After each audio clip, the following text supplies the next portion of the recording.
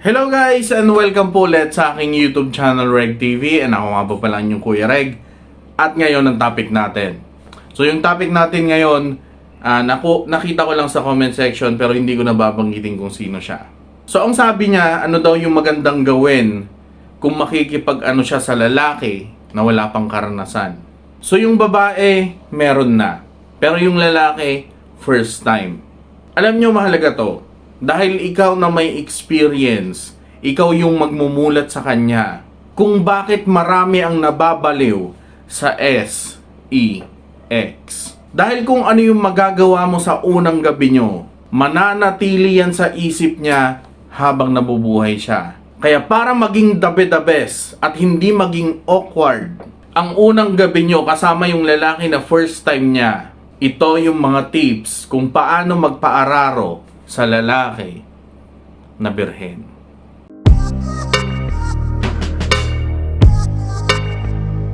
So paano nga ba magpaararo sa lalaki kung first time niya? Number 1, huwag basta-basta maniniwala. Alam nyo, minsan ginagamit lang ng lalaki yung salitang birhen pa siya para hindi matakot yung babae. Para isipin nung babae na malinis yung lalaki, na wala siyang sakit na nakakahawa, na okay lang kahit hindi siya gumamit ng proteksyon. At syempre para mapaniwala yung babae na hindi kung kani-kanino nakikipag-ano yung lalaki. Kaya dapat lagi ka pa rin handa. Magdala ka lagi ng proteksyon. Lalo na kung hindi mo pa siya lubos na kilala. Meron naman iba na nagsisinungaling dahil gusto kanyang masurprise. Or wala siyang tiwala sa sarili niya. Ayaw niya na mag-expect ka ng sobra-sobra, kaya sasabihin niya na wala pa siyang experience. Kaya kung ano man yung magiging performance niya, may magiging excuse siya, 'di ba? Pero kung sobrang nagustuhan mo yung ginawa niya, diyan na siya aamin na may karanasan na siya. Kaya huwag kayong maniniwala agad sa sinasabi ng lalaki na wala pa siyang karanasan, lalo na kung sinabi lang niya yan sa phone. Number 2, pakalmahin mo. Kung napatunayan mo, base sa mga kinikilos niya na talagang wala pa siyang karanasan, magiging problema yan sa part mo. Dahil malaki yung posibilidad na hindi ka gaanong mag-e-enjoy sa pag-aano nyo. At mag-e-enjoy ka lang sa experience na makanton ng lalaki na wala pang karanasan. Dahil sigurado, kung yan yung first time niya, mabilis pumutok yung bulkan niyan. Dahil sa kaba at excitement. Kaya kung ayaw mong mabitin, ang unang gawin mo, dapat pakalmahin mo muna siya. Ikaw yung may control sa sitwasyon na yan. Kaya hintayin mo muna or hayaan mo muna na maging komportable siya nakasama ka. Huwag agad sasabak sa bakbakan. Mag-usap muna kayo or maghalikan muna hanggang sa mawala ng onte yung kaba niya. O kaya minsan marami siyang iniisip kaya siya kinakabahan. Iniisip niya na baka maliitan ka sa alaga niya, na baka hindi niya mahigitan yung mga nauna sa'yo. Kaya dapat pakalmahin mo muna siya at iparamdam mo sa kanya na walang magiging problema. Na okay lang kahit na parang kikiam yung ano niya. Na okay lang kahit na hindi siya ganun kagaling ng mga naging ex mo. Na mahal mo pa rin siya. Dahil pag ginawa mo yan, kahit papano lalakas yung loob niya. At mas gaganda yung performance niya. 'Di ba? Number 3, huwag mong ipakita na dismayado ka. Kung first time talaga nung lalaki, malaki talaga yung posibilidad na hindi siya tatagal sa bakbakan. Normal yon. Kaya dapat ikaw yung mag-adjust. Hindi yung magtatampo ka na agad, magagalit, or ikukumpara mo na siya sa mga lalaki na nauna sa'yo. Wag. Dahil pag ginawa mo yan, mapapahiya siya. At may posibilidad na matatakot na yan na tabihan ka.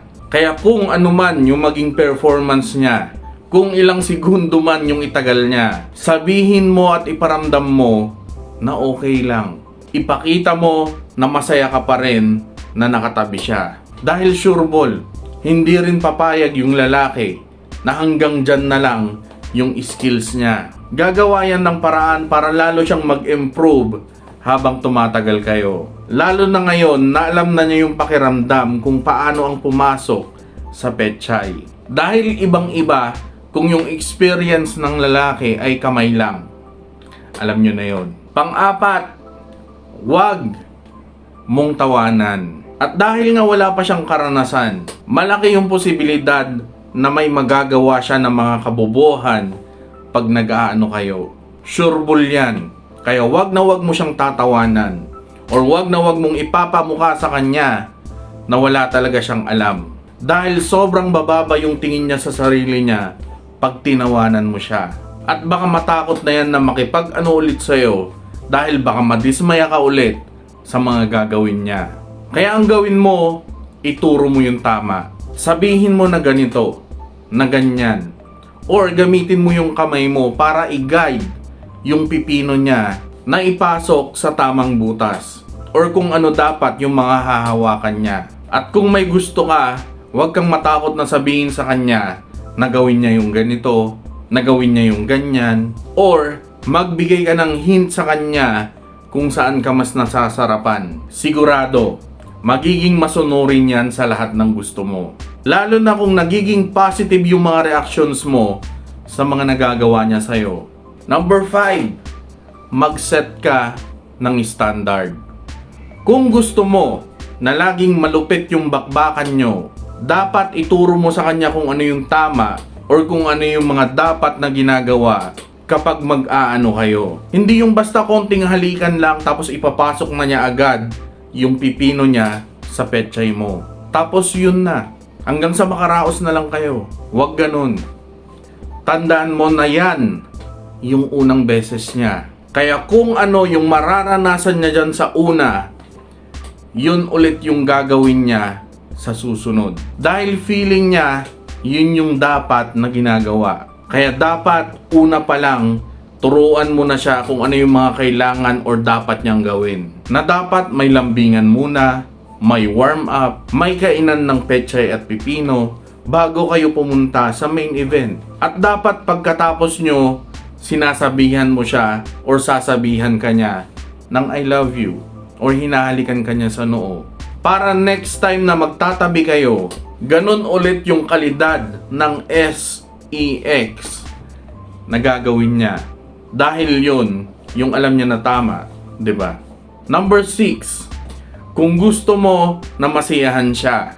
Kung ang habol mo ay masiyahan siya or masarapan siya, good news yan. Dahil tandaan mo, yan yung unang beses na makakatabi siya ng babae. Kaya sigurado hindi pa niya alam kung ano yung the best na bakbakan. Kaya kung ano man yung kaya mong gawin sa kanya, para sa kanya, yun na yung pinaka-the best. Yun na yung pinaka-masarap.